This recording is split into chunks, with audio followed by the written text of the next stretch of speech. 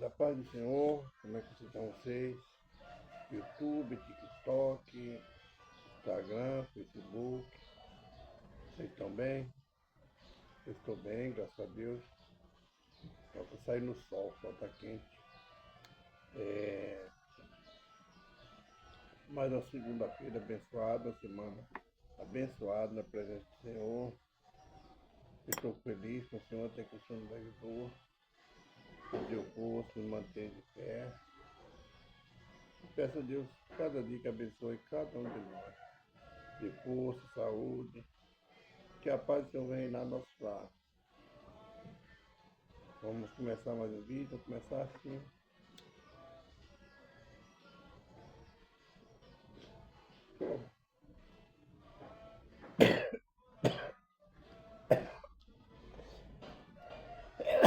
Obrigado, Senhor, por mais um dia. Obrigado pela noite de repouso, Pai. Por Senhor permitir mais um dia eu abrir os olhos e estar de pé, Pai. Obrigado pela vida de cada um dos filhos, Pai, que estão junto comigo nessa hora, em oração. Pessoas que têm compartilhado comigo sua amizade, sua alegria. Pessoas abençoadas que o Senhor colocou no meu caminho, Pai. Eu peço ao Senhor, Pai, que continue nos abençoando, Pai, nos fortalecendo da sabedoria e saúde. E o amor, aquele amor que só o Senhor tem para conosco.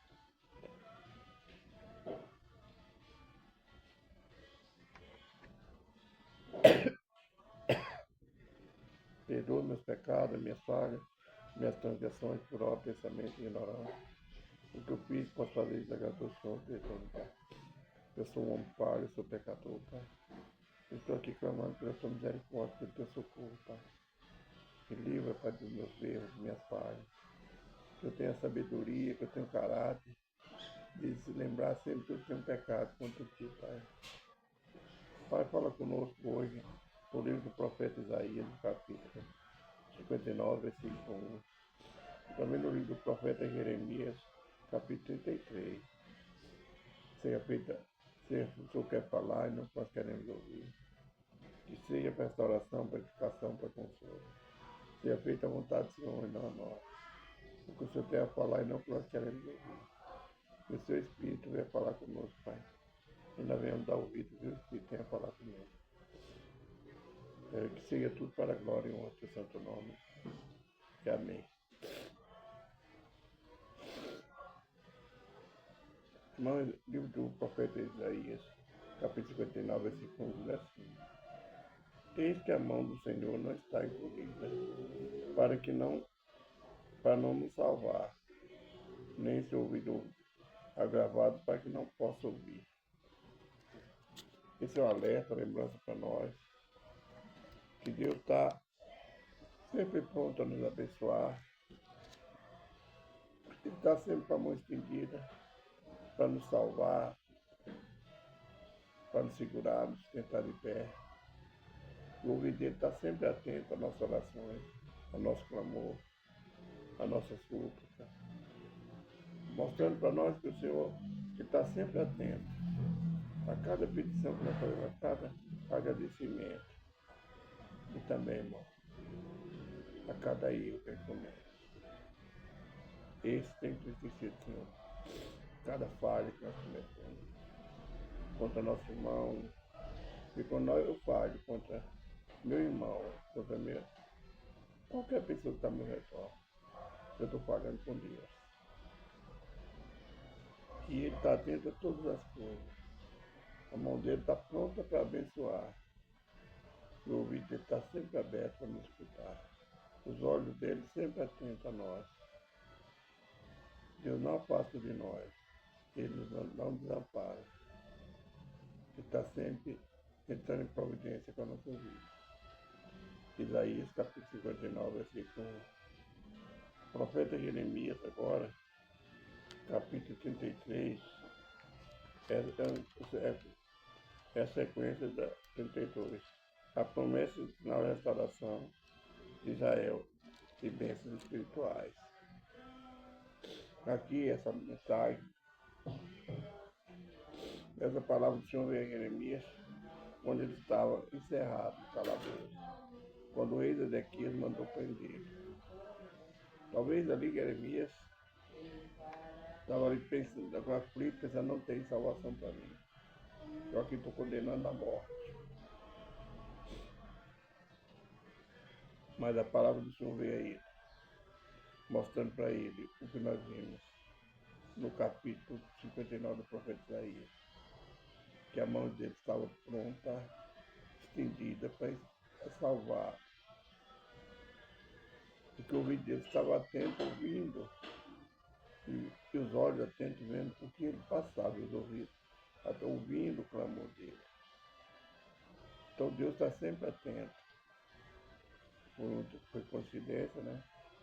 O livro do profeta Isaías do Jeremias, mostrando para nós que Deus está sempre pronto a responder, sempre a nos tirar da prisão, do atoleiro, que muitas vezes nós caímos. Jeremias aqui não caiu, ele foi lançado por homens que não quiseram obedecer, que não quiseram dar ouvido à palavra do Senhor. Mas ali devia estar em angústia. Um homem preso por falar a verdade. Nós vemos que, por falar a verdade, o rei Jesus foi condenado também. Foi perseguido, humilhado. E veio a palavra do Senhor a Jeremias, segunda vez, estando ele ainda encerrado no pátio da guarda, dizendo: assim diz o Senhor, que faz isto, o Senhor que forma isto para estabelecer. O seu nome é Senhor. Clama a mim, responder-te-ei, e anunciar-te coisas grandes, mesmo que não sabe. Porque assim diz o Senhor, Deus de Israel, sobre a casa desta cidade, sobre as casas desta cidade, e sobre as casas do rei de Judá, que foram derribadas com os trabucos e a espada. Eles entrarão a pelejar contra os caldeus, mas para que os encha de cadáveres de homens, e para que ferir na minha ira e no meu furor, porquanto escondi o rosto dessa cidade, por causa de toda a sua maldade. Aqui a palavra do Senhor falando, o Jeremias, que ele ia permitir a destruição de tudo, porque se levantaram contra aqueles que Deus entregou. Deus entregou na mão deles, Deus entregou na mão dos caldeus, e eles se levantaram. E Deus fala que toda arma que eles usarem ia se voltar contra eles. Uma das armas que eles usaram, desobedecendo o Senhor, foi prender o profeta. Quando Deus fala, clama-me e responder-te-ei e anunciarei coisas grandes e terríveis. O Jeremias estava ali, pensativo, talvez chorando ali, naquele calabouço, achando que não tinha solução para ele. Mas Deus falou, clama que eu vou ter poder e mostrar coisas que você nunca viu, nem passou pela tua cabeça. Eu vou te responder, eu vou dar resposta de todo o seu clamor. De tudo que você está passando, tudo que você está pedindo, eu vou te mostrar. E Deus começa a mostrar a Jeremias que todas as armas de guerra que ele estava usando contra o rei da Babilônia, contra os inimigos, ia se voltar contra ele, para a destruição deles, porque não deram ouvido à palavra do Senhor. Não deram ouvido ao que os profetas, não foi só Jeremias que ele falou para ele, foi muitos profetas que falaram para você, para voltar para o caminho do Senhor, mas não deram ouvido. Hoje Deus está falando comigo e com você, de ouvido ao que eu falo através da Sagrada Escritura, dá ouvido aos profetas. Clama também, que eu vou responder. Às vezes você está perguntando, passando por uma aflição, clama ao Senhor, pergunta a Ele o que está acontecendo. Mas faz, mentalize com o que foi sua vida, onde você errou, onde nós devemos nos consertar, e Ele vai nos anunciar. Ele vai nos mostrar onde está nossos erros. Porque nesse capítulo também, que é no 32, fala de bênçãos espirituais. Bênçãos espirituais são revelações de Deus. O Deus falando através de sonhos, através de visões, com o profeta. Ele quer falar comigo, com você. Vamos clamar, vamos pedir o socorro ao Senhor, para que Ele nos ajude a discernir nossos erros, nossas falhas, para que nós voltamos novamente à paz com Ele, para que nós novamente volte a ser uma nova criatura. Então o que Deus pede a mim e a você? Clama, pergunta, jejum, ore, se humilha, e Ele vai nos mostrar. Mostrar não quer dizer que Deus vai chegar na sua frente e fazer um desenho do que vai acontecer no futuro. O noticiário, o dia a dia vai te mostrar as coisas que estão acontecendo.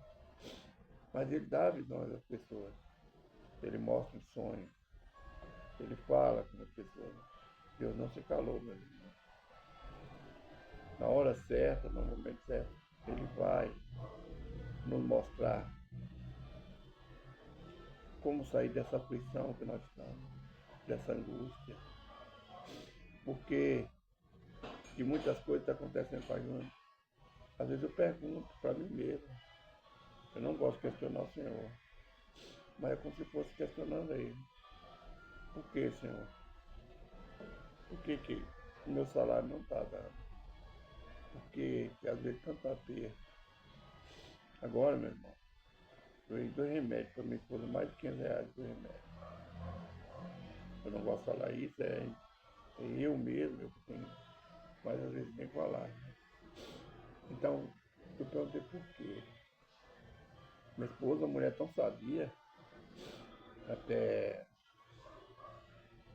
Aí eu mentalizo, ela sacrificou por mim. 2005 para cá, é ela, é o meu braço, ela me sustenta. Quantas vezes eu levantei 3 horas da manhã para andar na rua, num lugar que não tem movimento, ela ia comigo, 3 horas andando. Parei porque eu vi que ela não dava conta, cansaço. Mas aí eu andava sozinho, dava conta, mas quando eu olhava, ela estava atrás. Ela sacrificou por mim. Ela tinha um problema no joelho, ela não fez a cirurgia. Eu penso, ela nunca falou nada. Será que ela fez por causa de mim? E o que eu estou fazendo por ela? Ela cuidou da casa. Eu não vou falar assim, eu tenho que ser sincero. Ela é uma pessoa exemplar, cuidadosa, certas coisas. Que ela não é cuidadosa com a casa. Tão cuidadosa. Eu sou sincero. Esse é um vídeo não de hipocrisia, de verdade. Como eu também falo, eu sou estúpido talvez, por causa da minha necessidade. Tanto com ela como meus filhos, os dois que vivem aqui. Porque tem hora que você tem dificuldade e não pode esperar eles. Principalmente meu filho, o varão. Ele é acomodado, né? Mas eu vejo que tudo, eles estão sacrificando por causa de mim. Cada um do seu jeito. Então, quando eu vi essa madrugada, após a leitura, eu parei às 6 horas, 15 para 6. Eu deitei e fiquei pensando, como é que eu vou comprar esse remédio? Eu liguei para minha filha que trabalha na farmácia, ver se ela consegue um abatimento para mim. Se não conseguir, eu tenho que comprar. Aí eu penso, por quê? Ela está sacrificou por mim. A pessoa sacrificou por mim. Tem minha irmã aqui também, ela fez muito, me ajudou muito, principalmente no começo da cirurgia. Então a resposta muitas vezes vem da igreja. As ajudas que eu dei às minhas irmãs, às vezes a pessoa me condena. Até o meu próprio filho eu creio, ele nunca falaram nada comigo, mas eu creio, mas eu sei o que nós passamos na nossa mocidade, solteiro, era solteira. Eu sei o tanto que a gente era unido, hoje não. De repente, o pastor ficou eu e essas duas irmãs que moram, são 3 lotes, cada um no seu lote, e tem um outro irmão que mora mais afastado. Mas eu sei o que está passando. E eu sei o tanto que aonde eles me ajudaram. Não faço isso para pagar, dando recompensa. Não. Eu me sinto na obrigação. Como eu me sinto na obrigação de ajudar meus netos, eu ajudo. Mas às vezes as pessoas, quando a gente pede, o Senhor clama, Deus só clama que eu vou responder. Eu vejo minhas filhas, que moram na outra casa minha aqui, foi cedida, elas acomodaram, não, não progrediram. Uma teve que sair, alugou uma casa, a outra tomou a conta da casa toda.